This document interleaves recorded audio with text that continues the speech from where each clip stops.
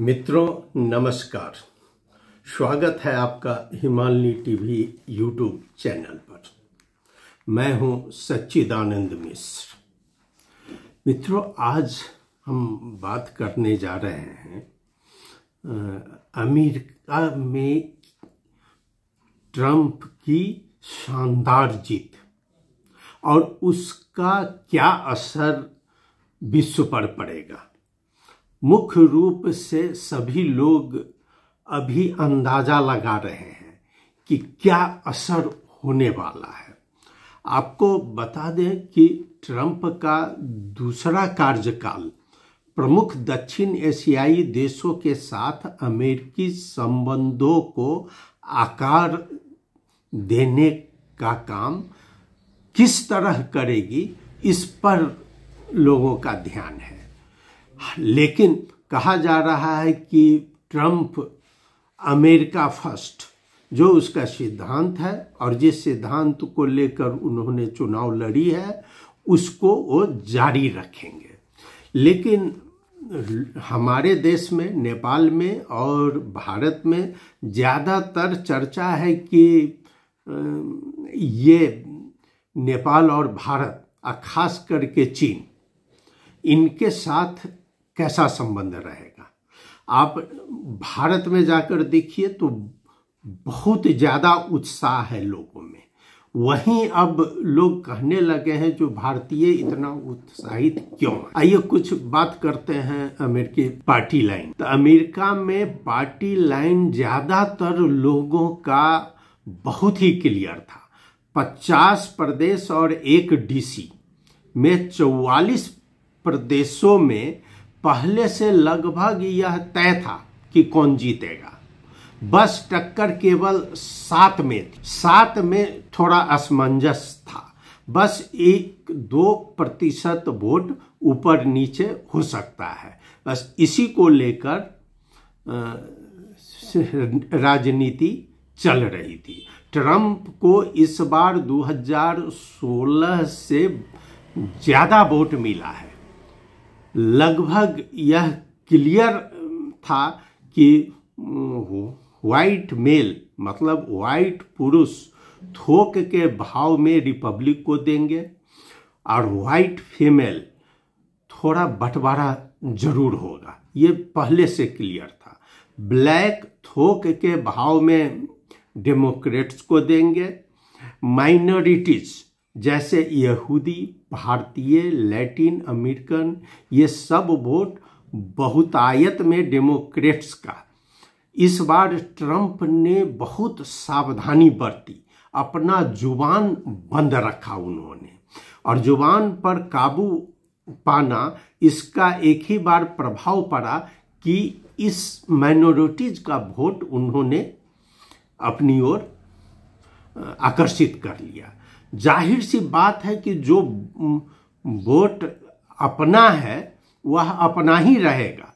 पिछले चुनावों में ट्रंप की जीत के पश्चात उसके गोरे कट्टर समर्थकों ने जो उत्पात मचाई थी उस पर भारतीय समुदाय बहुत ही सशंकित था। लेकिन इस बार ट्रंप ने अपनी ओर से भारतीय हिंदुओं को और अपनी दोस्त बनाने का प्रयास किया है। उन्होंने हिंदुओं की ओर दोस्ती का हाथ बढ़ाया तथा मोदी की तारीफ करने लगे चुनाव में।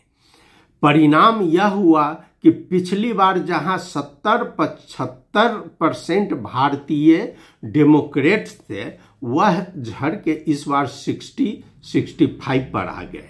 इसी तरह से ट्रंप ने लैटिन अमेरिकन, ब्लैक्स, महिलाएं, सभी अल्पसंख्यक समुदायों के प्रति शांति बनाए रखा। जाहिर सी बात है कि इनसे खतरा नहीं था तो जबरन इनके खिलाफ अपना मुंह वो क्यों खोलते। उन्होंने यहूदियों के पक्ष में खुलकर बोला, इस्लामिक आतंक के खिलाफ बोला और परिणाम यह रहा कि भारतीय, यहूदी, लैटिन अमेरिकन, ब्लैक्स, महिलाएं, इन सभी में से डेमोक्रेट्स का वोट थोड़ा थोड़ा वोट बटोरने में ये कामयाब हो गए। कुल टोटल 2% इधर से उधर हुआ और ट्रंप इतने वोट पाए जितना आसपास के इतिहास में अगर देखा जाए तो कोई रिपब्लिकन नहीं पाया था अभी तक। अब आइए, अब एक प्रश्न क्या उठता है कि अब ट्रंप आए हैं तो ऐसा क्या करेंगे जो भारत को मिल जाएगा। बहुत लोग कर रहे हैं कि क्या वो अमेरिका को उठाकर भारत में ले आएंगे? कदापि नहीं। मैक्सिको से अवैध आवागमन बढ़ाएंगे क्या? वह करेंगे वही जो उनका कोर एजेंडा था। हाँ, चुप रहने से यह निश्चित जरूर हुआ कि वो विजय प्राप्त कर लिए और बहुत अच्छी विजय प्राप्त की है। अब जो मन है वह करो। लेफ्ट के एजेंडा की बम्पर हार हुई है इस बार, वह अब निराशा में है। भारत में भी मोदी जी के कुछ समर्थकों को एक बार जरूर धक्का लगा है, जो जबरन ये कहते रहते हैं कि मोदी जी हमारे बात को क्यों नहीं रखे, हमसे नज़दीक क्यों नहीं आए, चाहे इसमें क्यों नहीं बोले, फलाना ठेलाना जो बहुत है। उन लोगों को भी अब सतर्क होने की जरूरत पड़ गई है, क्योंकि इलेक्शन कैसे चौंकाता है वह इससे पता चल गया है। आप देखिए, लोकतंत्र में सदैव एक बात तो याद रखना ही होगा कि अपना वोट तो अपना वोट है, लेकिन अगर आप दूसरे को वोट को काट सकते हैं तो आपकी जीत सुनिश्चित है। बस ट्रंप ने यही बात किया इस बार कि उन्होंने दूसरे का वोट थोड़ा बहुत काट लिया और वो अपना जीत सुनिश्चित कर लिए। अब उनके आने से क्या होगा? लोग बहुत सारे उम्मीद लेकर बैठे हुए हैं, तो आपको मैं बता दूं कि उनके आने से और कुछ नहीं, दक्षिण एशिया में और एशिया के कुछ क्षेत्र में जरूर प्रभाव पड़ेगा। और खास करके आपको इंडो पैसिफिक में चीन के बढ़ते प्रभाव को मद्देनजर करते हुए ट्रंप के दूसरे राष्ट्रपतित्व में इस रिश्ते की ओर भी ज्यादा मजबूत होने की उम्मीद है।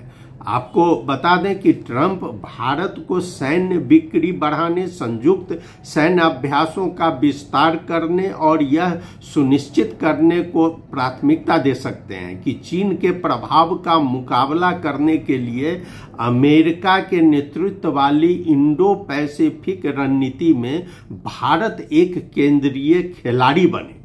साइबर सुरक्षा, औद्योगिकी और आतंकवाद विरोध जैसे क्षेत्रों में अमेरिका भारत सहयोग में वृद्धि कर सकता है, जिससे कि उसको तो अब चीन को बैलेंस करना है। इस बीच में चीन पाकिस्तान से और रसा से मिलकर थोड़ा ज़्यादा ही बढ़ गया था। अब आइए जो नेपाल की बात करें, नेपाल में क्या फर्क पड़ सकता है? तो नेपाल इतना दूर है कि ज़्यादा फर्क तो नहीं पड़ेगा, लेकिन नेपाल जो इंडो पैसिफिक रीजन में ये भी आता है और उससे फायदा भी ले रहा है, तो उन पर थोड़ा असर जरूर पड़ेगा। नेपाल थोड़ा चीन का करीब जरूर गया है। अभी हमारे प्रधानमंत्री का चाइना दौरा होने वाला है। अब ऐसी स्थिति में अमेरिका जरूर अपना प्रभाव नेपाल पर बढ़ाना चाहेगा। चीनी निवेश में अधिक पारदर्शिता के लिए दबाव डालेंगे, खास करके उसका जो श्रीलंका में, बांग्लादेश में है उस पर, और इसी तरह जो BRI है उस पर उसका स्पष्ट ढांचा अमेरिका मांग सकता है। और अमेरिका बहुत कुछ कर सकता है इसमें, जैसे जलवायु परिवर्तन में अमेरिका पहले से बोलता आ रहा है, वो खास करके ये ट्रंप साहब, ट्रंप ने अतीत में जलवायु परिवर्तन की तात्कालिकता को लगातार कम करने को आंका है। ऐसे में नेपाल अपना कार्बन बिक्री का योजना बना रहा था, हो सकता है कि उस पर इसका प्रभाव पड़े, क्योंकि ये कार्बन वगैरह इसके पक्ष में ट्रंप नहीं दिखते हैं।